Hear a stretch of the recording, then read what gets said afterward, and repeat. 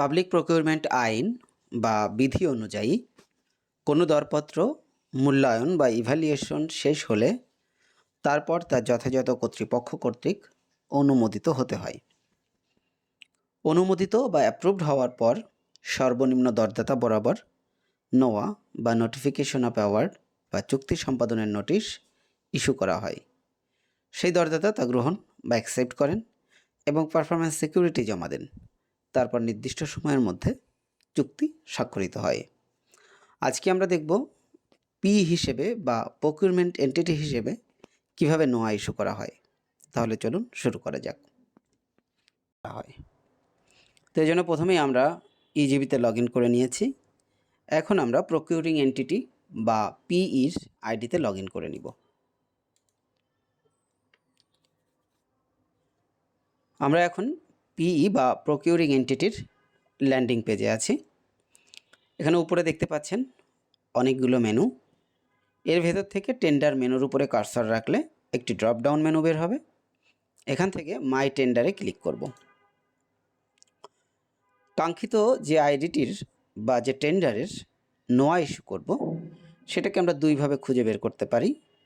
একটা হলো প্রসেসিং ট্যাবের উপর ক্লিক করলে আপনি নিচে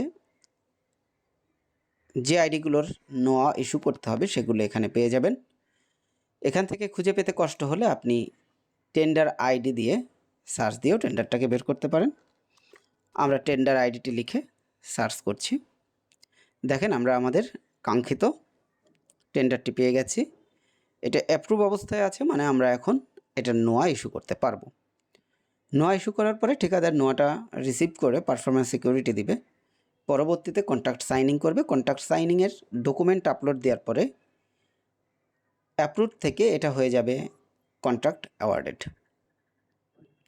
তো আমরা আজকে নোয়া দেওয়াটাই দেখব।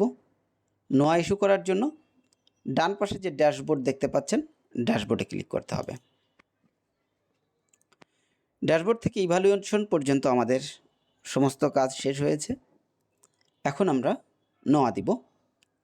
ইভ্যালুয়েশন শেষ না হওয়া পর্যন্ত টেন্ডার স্ট্যাটাস থাকবে বিইং প্রসেস বা বিইং ইভ্যালুয়েটেড। যখন ইভ্যালুয়েশন শেষ হয়ে যাবে তখনই স্ট্যাটাস চেঞ্জ হয়ে যাবে অ্যাপ্রুভড। আমরা নোয়ার উপরে ক্লিক করলাম। এখানে প্রথমে আমাকে পিসিসি ফিল ইন করতে হবে। কাজটি পেয়েছে TNZ enterprise. PCC to fill in, PCC already filled in, PCC not editable এবং ভিউ। তাহলে আমরা প্রথমেই পিসিসি ফিল করব।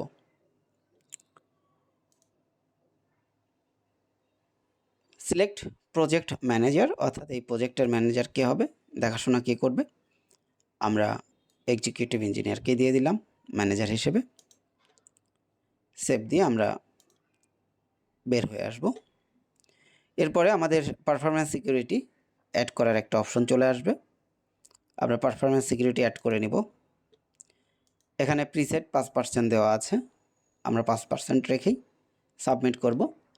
তবে পারফরম্যান্স সিকিউরিটি 5% থেকে 10%-এর ভিতরে যে কোনোটা হতে পারে। আমরা যখন পিসিসি ফিল আপ করেছি তখন আমরা 5% দিয়েছিলাম, সেটাই প্রিসেট হিসেবে এখানে চলে এসেছে।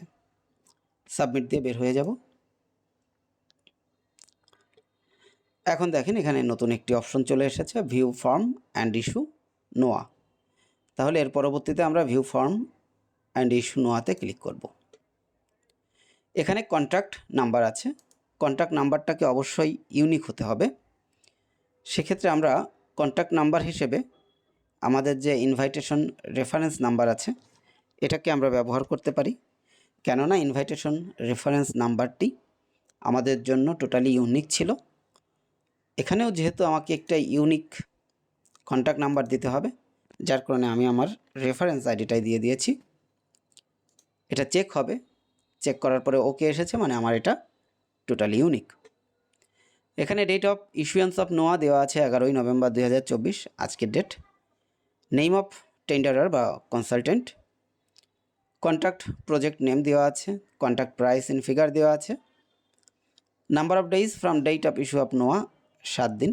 7 দিনের ভেতর আমাদের এই নোয়াটিকে অ্যাকসেপ্ট করতে হবে, না হলে সেটা ডিক্লাইন হয়ে যাবে, পরবর্তীতে আর কন্ট্রাক্ট অ্যাওয়ার্ডেড করা সম্ভব হবে না।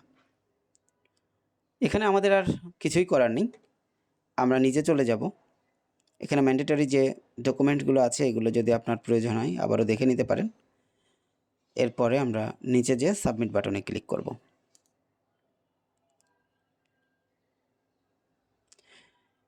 এর মধ্য দিয়ে সরবরাহকারীর জন্য নোয়া ইস্যু হয়ে গেল। এখন এটাকে আপনি ইচ্ছা করলে প্রিন্ট করতে পারেন অথবা পিডিএফ আকারে সেভ করেও রাখতে পারেন। আমি এটা পরবর্তী ব্যবহারের জন্য পিডিএফ আকারে সেভ করে রাখব। তাহলে দেখতে পাচ্ছেন আমাদের নোয়া ইস্যু করা কমপ্লিট হয়ে গেছে। সকলে ভালো থাকবেন, সুখী থাকবেন। ধন্যবাদ সবাইকে। আসসালামু আলাইকুম।